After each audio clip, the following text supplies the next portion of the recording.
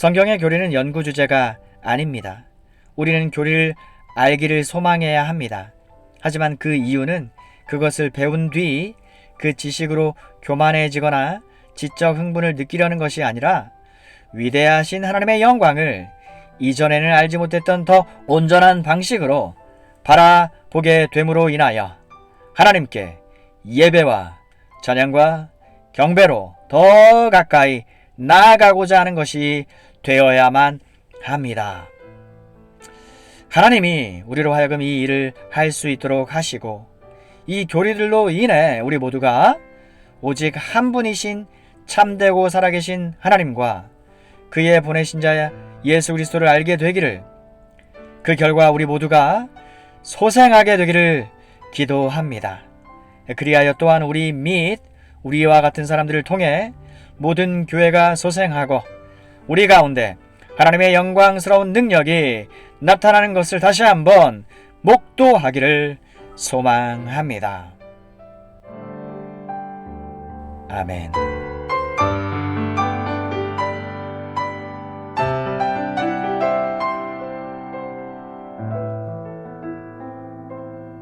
왜 우리는 성경 교리를 공부해야 하는가?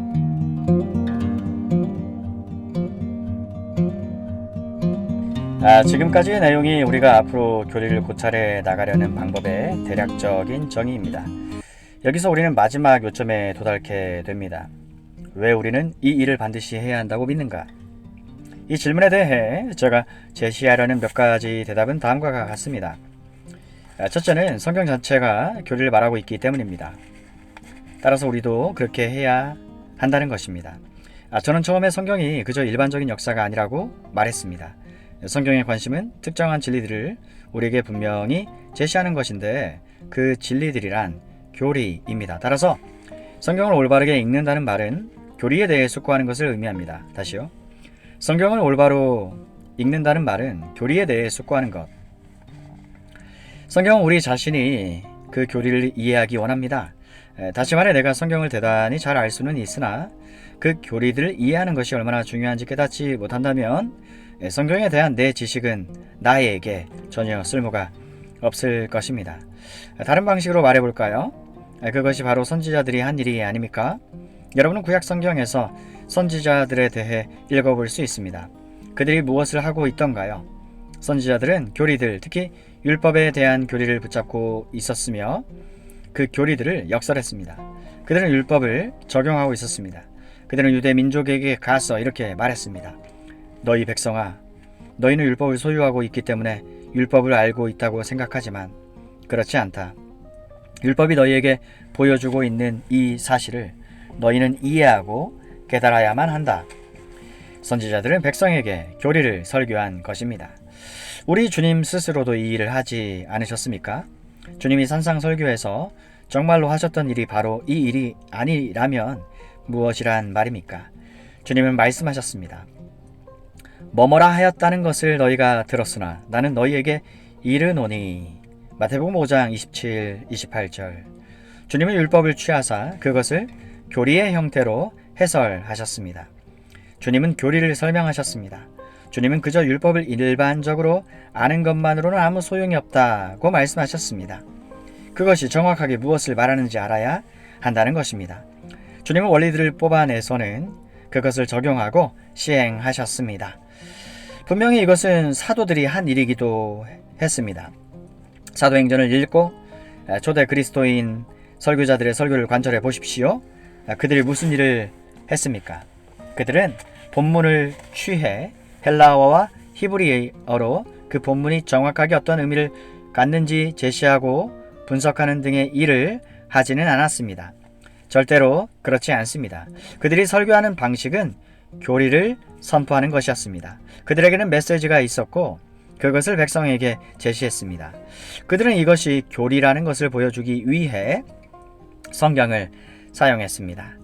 물론 그것이 바로 설교의 의미입니다. 그것이 설교의 목적과 기능입니다. 설교는 단순히 사람이 자신의 생각을 표현하는 기회가 아닙니다. 거듭 말하건대 설교는 그저 성경 구절의 다른 번역을 제시하는 것이 아닙니다. 그렇지 않습니다. 설교의 목적은 진리를 회중에게 전해주는 것입니다. 진리를 회중에게 전해주는 것. 사도들은 설교의 본질적인 역할, 그걸 행했습니다. 신약 서신서들을 예로 들어봅시다. 서신서는 무엇입니까? 이 서신서들에서는 몇몇 위대한 교리를 강조하고 역설하고 있습니다. 특정한 교회들에는 특별히 그렇게 해야 할 필요성이 있었습니다. 그래서 서신서 저자들은 교리를 취해 그것을 실제적인 방식으로 적용했습니다. 여러분은 그들이 언제나 교리를 표현하고 설명하는 데 관심이 있음을 발견할 수 있습니다. 그러므로 이것이 바로 제가 이 일을 하는 첫 번째 이유입니다. 저는 성경이 그것을 요구한다고 주장합니다. 성경 자체가 그렇게 하며 우리도 그렇게 하라고 권면합니다. 또 다른 이유는 교리를 공부하지 않고 성경을 연구하는 것은 위험하다는 것입니다. 교리를 공부하지 않고 성경을 연구하는 것은 위험하다. 나무만 보고 숲을 보지 못하는 것에 대해, 그리고 그것이 얼마나 위험한가에 대해 우리는 말하곤 합니다.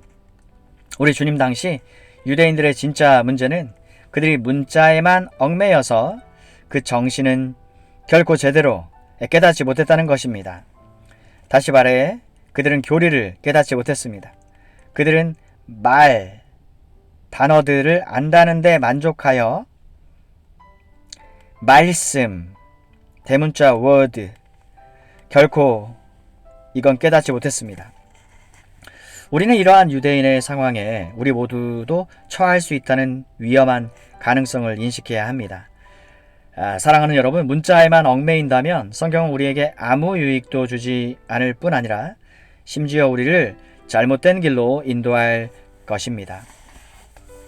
또 문자에 얽매이는 것은 우리 영혼을 저주받게 하는 원인이 될 수도 있습니다. 성경을 공부하고 나서도 교리에 도달하지 못한다는 것은 그 연구가 전혀 유익이 되지 않았음을 뜻합니다. 그런 연구가 대단히 지적인 것일 수 있습니다. 그것은 시간을 보내는 좋은 방법일 수 있습니다. 저는 성경을 글자 맞추기 퍼즐, 심지어 그림 맞추기 퍼즐을 하듯이 이리저리 뜯어 맞추는 일에 몰두하고서도 교리에는 결코 이르지 못한 사람들을 알고 있습니다. 사랑하는 여러분, 그들의 연구는 아무 소용이 없습니다. 아무 유익이 없습니다. 하지만 성경 교리를 연구하는 또 다른 이유는 수십 세기 동안 교회가 언제나 성경 교리들을 강조하는 것이 필수적이라는 사실을 발견해 왔습니다. 교회의 가장 초창기로부터 온갖 희생을 치르고 예수가 주라는 것을 고백하지 않는 사람은 그 누구도 교인으로 받아들여지지 않았습니다. 하지만 예수는 주님이십니다 라고 고백하는 그 순간 여러분은 교리적 진술을 하고 있는 겁니다. 예수는 주님이십니다. 시간이 조금 흐른 뒤 초기 그리스도인들은 그저 예수는 주님이시다 라고 말하는 것만으로는 충분하지 않다는 걸 알게 되었습니다. 그들은 세례 형식을 도입할 필요가 있다고 생각했습니다. 세례를 받고자 하는 지망생들은 교리문답을 배웠습니다. 그들은 몇 가지 질문을 받았습니다. 그 질문에 답할 수 있어야 했습니다. 하지만 무슨 일이 일어났는지 기억하시지요? 금세 이단들이 일어나고 교회 안에 있는 사람들이 올바르지 않은 것들을 말하기 시작했습니다. 그들은 상당히 진실하고 진지하긴 했지만 옳지 않고 해로운 것들을 말하고 있었습니다. 그리고 이런 이단 교사들과 거짓 교사들은 교회 내에 혼란을 야기했을 뿐 아니라 교회 바깥 사람들도 잘못 인도했습니다. 교회 안에 이교가 발응함에 따라 초대교회는 우리가 보통 신경이라고 부르는 것, 예를 들면 사도신경, 니케아 신경, 아타나시우스 신경 등을 만들게 되었습니다. 교회 안에 너무 많은 오류와 이단이 있었기 때문에 이제 그런 신경들은 필수적인 것이 되었으며 교회는 성령의 인도 아래 다음과 같이 말했습니다. 우리는 우리가 무엇을 믿으며 또 무엇을 믿지 않는지 분명히 해야 합니다. 그저 사람들에게 성경을 펼쳐서 주는 것만으로는 충분치 않습니다. 완벽하게 진지하고 진실한 사람들도 성경을 읽고 나서 상당히 잘못된 것을 말할 수도 있습니다. 우리는 우리의 교리를 규정해야 합니다. 교리들에 대한 그런 정의들을 우리는 신경이라고 부릅니다. 그리고 나서 얼마 후 어떤 의미에서 하나였던 교회가 동방교회와 서방교회 둘로 나뉘어졌습니다. 하지만 교리는 대체로 동일했습니다. 교회가 죽어 있었던 것은 사실입니다. 하지만 교회는 이 세계의 위대한 신경들의 지배를 받았습니다. 다시요. 사도신경, 니케아 신경, 아타나시우스 신경. 그 후에 개신교 종교개혁이 일어났습니다. 새 생명, 새로운 활력, 새로운 이해가 생겨났습니다. 그리고 다시 한번 교회는 교리를 정리하는 것과 그걸 분명하고 명확하게 진술하는 것이 절대적으로 필요하다는 사실을 깨달았습니다. 그래서 개신교도 간에 흔히 위대한 신앙 고백이라고 불리는 것들이 나오게 된 것입니다. 사랑하는 여러분, 이들은 성경 교리들을 함께 열거하고 해설해 놓은 것일 뿐입니다. 그 지도자들은 다시 한번 사람들에게 성경을 펼쳐주는 것만으로는 충분하지 않습니다. 우리는 그들을 인도해야 합니다. 그들을 도와야 합니다. 그들은 길을 잃기 쉽기 때문에 우리는 우리가 하나님에 대해 어떤 것을 믿고 어떤 것을 믿지 않는지를 말해 주어야 합니다. 그리스도에 대해, 교회에 대해, 그 외 다른 것들에 대해 말해 주어야 합니다. 라고 말했습니다. 영국 국교회에는 39개 신조라는 신앙 고백이 있습니다. 또 유럽 대륙에도 많은 유명한 신앙 고백이 있었습니다. 예를 들면 모라비아 교회의 신조와 개혁교회의 신조 같은 것입니다. 그리고 17세기 웨스트민스터에서 작성되어서 웨스트민스터 신앙 고백이라고 불리는 위대한 신앙 고백이 있습니다. 이것은 스코틀랜드 교회와 전 세계 모든 곳에 있는 장로 교회의 신앙 고백입니다. 이 모든 신앙 고백들 및 이에 수반되는 교리 문답들은 교회 안의 사람들로 하여금 무엇을 믿어야 하고 무엇을 믿지 말아야 하는지 정확하게 알게 합니다. 그 믿음의 이유가 무엇인지 알도록 하기 위해 성경 교리를 진술한 것일 뿐입니다. 이것들은 모두 우리를 믿음 안에서 든든히 세우기 위해, 그리고 우리가 어디에 위치하고 있는지 정확하게 알 수 있도록 하기 위해 만들어진 것입니다. 교회의 초기 시절에 이 모든 것이 필요했다면, 종교개혁 시절과 17세기에 이것이 필요했다면, 분명 이것은 지금 현재 이 순간에도 긴급하게 필요한 것이 아닐까요? 오늘날 교회는 사이비 종교들로 둘러싸여 있습니다. 이 사람들은 여러분의 문 앞에 와서 그들 말로는 성경을 가지고 말합니다. 그들은 우리가 가르치는 성경을 자기들도 믿는다고 말합니다. 그들이 말을 하는 순간 여러분은 본능적으로 뭔가 잘못되었다고 느끼지만 그들에게 대답을 제대로 하지는 못합니다. 성경 교리를 연구하는 목적 가운데 하나는 함께 그런 가르침들에서 잘못을 발견할 수 있도록 하는 것입니다. 사이비 종교에 대해 강의하겠다는 말이 아닙니다. 여러분에게 성경이 정말로 가르치는 것이 무엇인지를 상기시켜 드리고자 합니다. 그것을 확실하게 파악하고 알게 되면 사랑하는 여러분, 우리에게 제시되는 다른 모든 가르침을 평가할 수 있게 됩니다. 하지만 교회 주변에만 이 모든 오류와 사이비 종교 의식들이 있는 건 아닙니다. 심지어 바로 교회 안에도 심각한 혼란이 있습니다. 교리가 존재하지 않고 분명한 정의가 없으며 누구든 자기 좋은 대로 말하도록 허용하고 있습니다.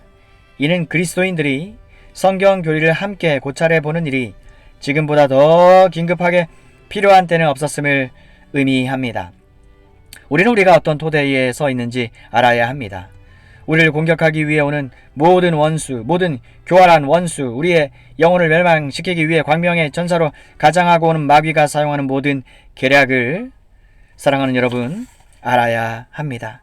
하지만 저에게는 이 교리를 여러분과 함께 고찰해 보아야 할 더 고상한 이유가 있습니다. 궁극적으로 교리 공부는 하나님을 참으로 알며 하나님의 영광스러운 임재에 들어가며 우리에 대한 하나님의 길이 얼마나 경이로운가를 어느 정도 알게 하는 유일한 방법입니다. 그렇습니다. 사랑하는 여러분, 계속 성경을 읽고 연구하도록 하십시오. 하지만 세부적인 것들에 매여 헤매지는 마십시오.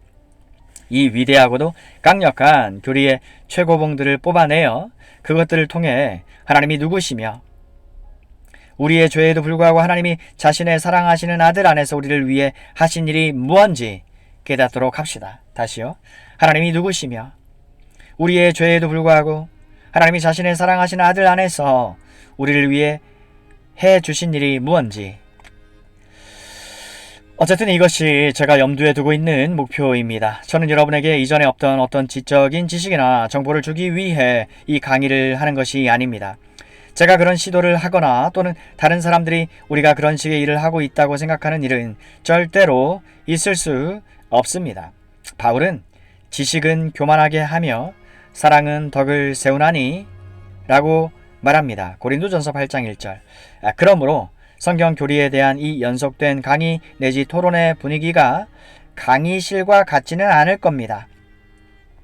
끝에 가서 여러분이 얼마나 많이 배웠는지 시험을 보지도 않을 겁니다. 어떤 학위도 수여하지 않을 것입니다. 절대 그렇지 않습니다. 사랑하는 여러분, 우리는 하나님을 아는 일에 관심이 있습니다. 이것은 예배입니다. 성경에 대한 고찰은 언제나 예배이며 성경과 그 가르침에 대해 다른 교과서들에 대해 하는 것과 같은 방법으로 접근하는 것처럼 위험한 일은 없습니다. 사람들은 종종 나에게 말을 합니다. 신학대학들이 대체 뭐가 잘못된 것입니까? 내가 아는 많은 훌륭한 사람들 신학대학에 들어갈 때는 멀쩡했는데 졸업하고 나올 때 모습을 좀 보세요. 그것이 언제나 사실은 아닐 수도 있습니다. 사람들은 종종 호들갑스럽게 이야기하는 법이니까요. 하지만 그 말이 간혹 사실이라면 제가 여러분에게 그렇게 된 이유를 말해줄 수 있으리라 생각합니다. 그런 경우에 사람들은 성경을 마치 하나의 교과서이냥 접근하는 경우가 너무 많습니다. 그들은 너무 자주 이 위대한 교리를 마치 그것이 인간의 사상과 아이디어인 것처럼 접근을 합니다. 그들은 언제나 예배와 경외하는 마음으로 교리를 대하지 않습니다. 그들은 번역과 지적 지식에 관심이 있습니다. 그것들이 꼭 필요한 것이기는 하지만 사랑하는 여러분, 거기서 그쳐서는 아니 됩니다. 성경의 교리는 연구 주제가 아닙니다. 우리는 교리를 알기를 소망해야 합니다. 하지만 그 이유는 그것을 배운 뒤 그 지식으로 교만해지거나 지적 흥분을 느끼려는 것이 아니라 위대하신 하나님의 영광을 이전에는 알지 못했던 더 온전한 방식으로 바라보게 됨으로 인하여 하나님께 예배와 찬양과 경배로 더 가까이 나아가고자 하는 것이 되어야만 합니다. 하나님이 우리로 하여금 이 일을 할 수 있도록 하시고 이 교리들로 인해 우리 모두가 오직 한 분이신 참되고 살아계신 하나님과 그의 보내신 자 예수 그리스도를 알게 되기를, 그 결과 우리 모두가 소생하게 되기를 기도합니다. 그리하여 또한 우리 및 우리와 같은 사람들을 통해 모든 교회가 소생하고 우리 가운데 하나님의 영광스러운 능력이 나타나는 것을 다시 한번 목도하기를 소망합니다. 아멘.